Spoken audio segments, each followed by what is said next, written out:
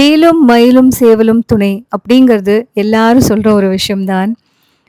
மயிலே மலையாக மாறிய இடம்னு சொல்லப்பட்டிருக்கு. அண்ட் இந்த கோயில் முழுக்க சேவல பார்க்க முடிஞ்சது.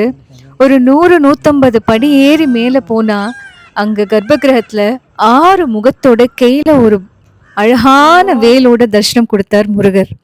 குன்றக்குடி முருகர், சண்முகநாத கடவுள். 6 முகங்கள், 12 திருக்கரங்கள். மயில் மேல உட்கார்ந்துருக்கார் முருகர், கையில வேல். வள்ளி தேவயானையோட அழகான காட்சி கொடுக்கிற இந்த முருகரை பார்க்க பார்க்க கண்குளா காட்சியா இருந்தது. இந்த மலையே ஒரு மயில் வடிவத்துல இருக்கிறதுனால இதுக்கு 3 பெயரால அழைக்கப்படுது. மயூரகிரி, மயில்மலை, சிகண்டி மலை. ஒரு இன்ட்ரெஸ்டிங்கான கதை நான் இங்க வரும்போது தெரிஞ்சுக்கிட்டேன். மயிலுக்கு முருகரோட வாகனம் அப்படின்ட்டு ஒரு கர்வம் வருது. அண்ட் இந்த டிஸ்பியூட்ல கருட பகவானும் அன்னபக்ஷியும் இருக்காங்க. மயிலோட அந்த கர்வத்தை அழிக்கிறதுக்காக முருகர் ஒரு சின்ன சாபத்தை கொடுக்கவும், மயில் இந்த மலையில முருகனை நோக்கி தபஸ் பண்ணதா சொல்லப்படுது. அப்பதான் அந்த சாப விமோச்சனமாகி இந்த மலையின் பெயரே மயூரகிரி அப்படின்னு அழைக்கப்பட்டிருக்கு. அம்மா குரல்ல ஒரு ஸ்லோகத்தை கேட்டுட்டே இந்த மலை ஏறி முருகனை பார்க்க போலாமா? வேலுண்டு வினை இல்லை, மயிலுண்டு பயம் இல்லை, குகனுண்டு குறைவில்லை, மனமே நமக்கு கந்தனுண்டு கவலை இல்லை, மனமே. வேலுண்டு வினை இல்லை, மயிலுண்டு பயம் இல்லை, குகனுண்டு குறைவில்லை, மனமே நமக்கு கந்தனுண்டு கவலை இல்லை, மனமே. ஓம் தத்புருஷாய வித்மஹே மகாசேனாய தீமஹி தன்னோ ஷண்முக பிரச்சோதயாத்.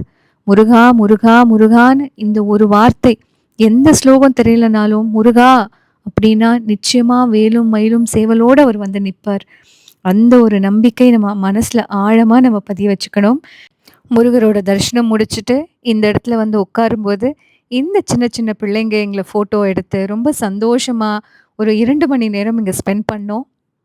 விக்னேஷ் அழகா ஒரு பாட்டு பாடினா, மயில் மீது விளையாடும் வடிவேலனே. அது இப்போ நம்ம கேட்கலாம். பாட்டு தெரியணுன்ற அவசியம் கிடையாது. எனக்குமே பாட்டுலாம் கற்றுக்கிட்டதெல்லாம் கிடையாது, கேட்டு பாடுறது மட்டும்தான். மனசார ஒரு வாட்டி அப்பனே முருகா, இல்லைனா ஓம் சரணபவா, ஓம் முருகா, ஏதாவது ஒரு வார்த்தை அவரை மனசார முழு மனசில் எந்த விதமான கள்ளம் கபடம் எதுவுமே இல்லாமல் முருகரை ஒரு வாட்டி வா அப்படின்னு சொன்னால் போதும், முன்னாடி நின்றுடுவார். அதுதான் உண்மை. அது இன்னைக்கு கண்கூடாக நடந்தது. இன்னைக்கு பாட்டை பாடும்போது முருகர் வந்தார் இல்லையா, அதை அப்படியே ஒரு வீடியோவாக சொல்லலாமே அப்படின்னுட்டு தான். இப்போவே ஒரு டிஸ்க்ளைமர், இது பாட்டு கற்றுக்கிட்டது பாடலை, எனக்கு கேட்டு நான் ஆசையாக பாடுறேன். இது தெய்வத்துக்கு தெரியும், அவர் நான் பக்தியோட பாடுறேன், அது போதும். மயில் மீது விளையாடும், மயில் மீது விளையாடும் வடிவேலனே, மயில் மீது விளையாடும் வடிவேலனே, முருகனே மயில் மீது விளையாடும் வடிவேலனே, முருகா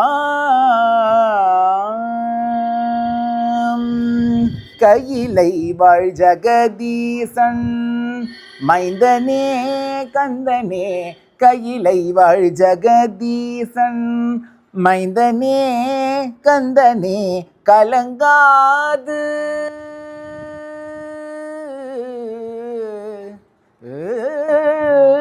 கலங்காத என்னை காக்கும் கருணாகரனே, மயில் மீது விளையாடும் வடிவேலனே, முருகா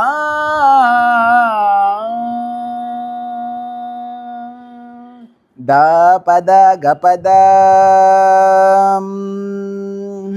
கதா பத கபத சதா பத கபத சதச பத பத ச கதா பத சத சதச தச பதச ரேகா பத ச கரி பத தச, சதா மயில் மீது சதா மயில் மீது சதா மயில் மீது விளையாடும் வடிவேலனே ஏ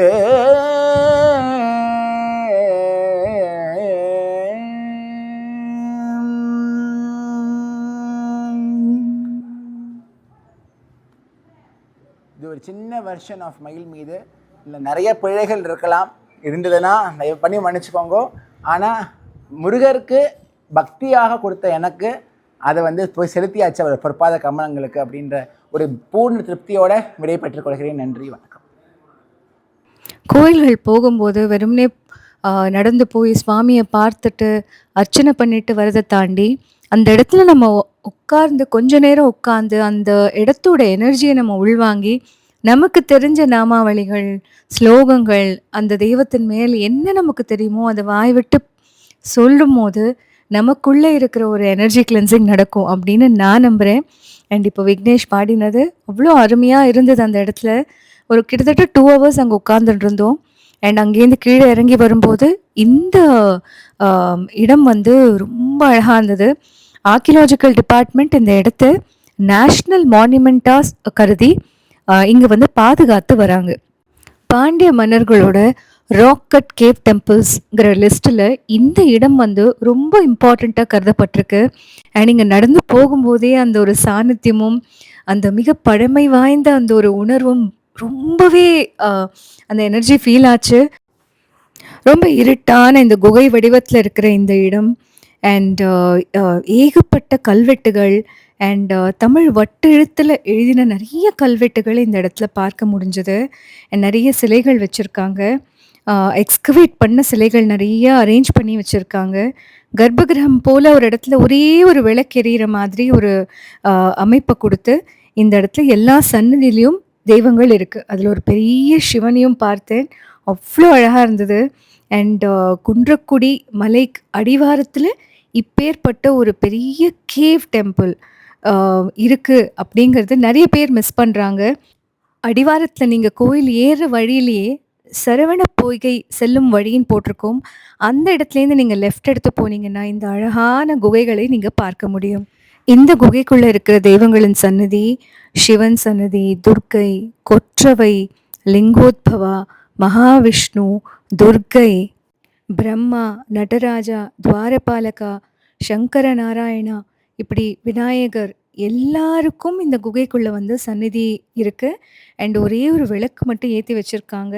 அந்த குன்றக்குடி சண்முகநாத கடவுளை பார்த்துட்டு கீழே இறங்கி வந்து இவங்க அத்தனை பேரோட தரிசனம் பெற்றதில் மனசுக்கு அவ்வளோ சந்தோஷமாக இருந்தது.